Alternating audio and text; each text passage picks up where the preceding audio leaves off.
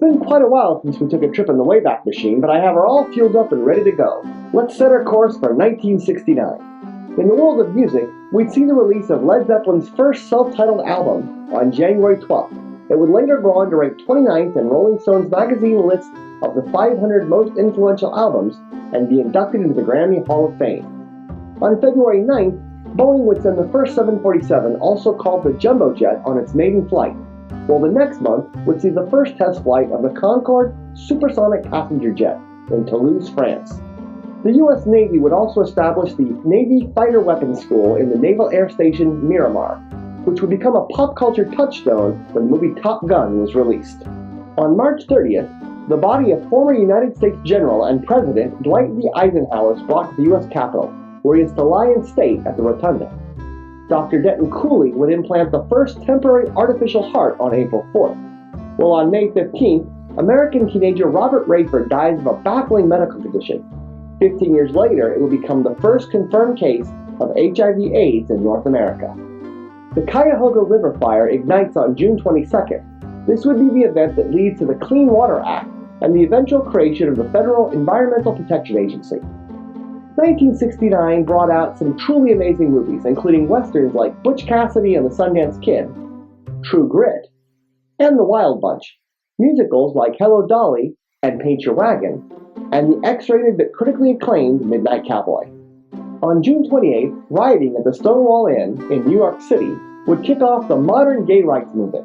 47 years later, President Obama would turn Stonewall Inn into a national monument. Marking the defining moment of the U.S. space program, Apollo 11 lifts off, headed for the moon, carrying Neil Armstrong, Buzz Aldrin, and Michael Collins on board. In August, the Woodstock Festival runs over the course of 4 days in upstate New York. On television, kids will become enamored of a talking Great Dane and the kids that solve mysteries with him, as Scooby-Doo is broadcast for the first time on CBS. While England would see a wacky group of comedians perform unusual sketches when BBC One debuts Monty Python's Flying Circus.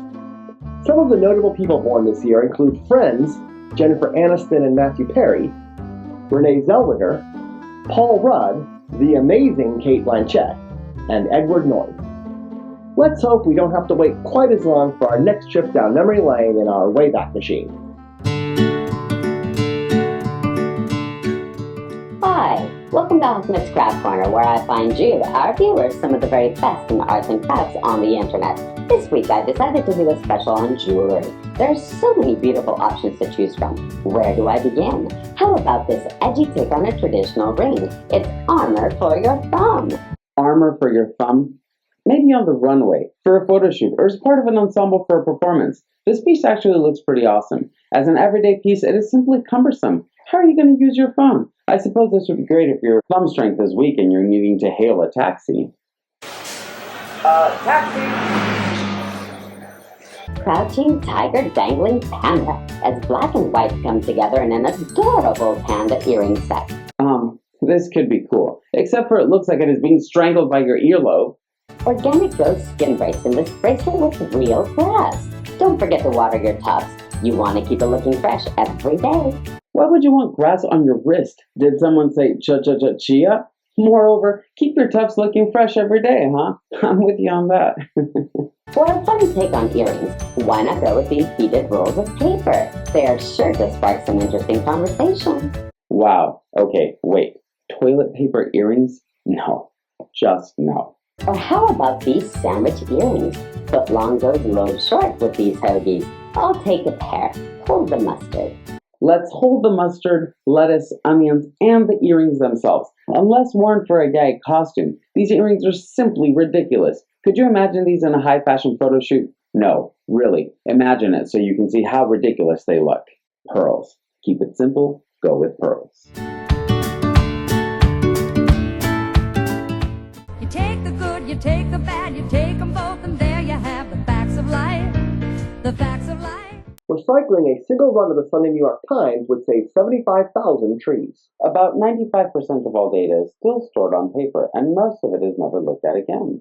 Through the use of various paper products and wood, the average American accounts for about 7 trees a year, which roughly equates to 2 trillion trees serving America. Plastic bags claim over 1 million lives in the ocean every year, from the smallest fish to the largest whales. No ocean-dwelling creature is safe. And speaking of the ocean, the Great Pacific Garbage Patch could now be as big as 15 million square kilometers. While efforts to reduce its impact are in place, we're talking about a very small group of people who care versus the many millions more who simply do not. A modern glass bottle will take over 4,000 years to properly decompose. If people composted uneaten or spoiled food rather than throwing it away, it would reduce harmful gases in our atmosphere equivalent to removing almost 2 million cars from our roadways. Most dump sites are made up of over a third of recyclable materials that people are just too lazy to separate from their garbage. Due to the lack of recycling efforts by humans, rainforests are being harvested at a rate of almost 100 acres a minute. Americans use over 2.5 million plastic bottles every 30 minutes, and most are simply thrown out instead of being recycled. That's a staggering 120 million bottles in one day, or 840 million bottles a week. Recycle, people, recycle.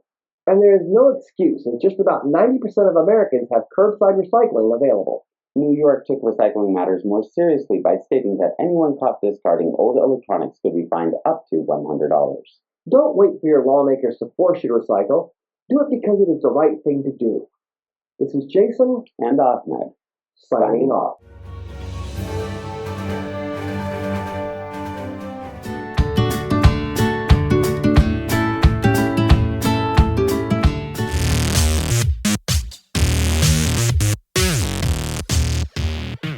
Hey guys, you may have noticed we were out for a couple of weeks. And we're back, so make sure to come back next week. And don't forget to subscribe. Always subscribe, guys. We'll see you next time.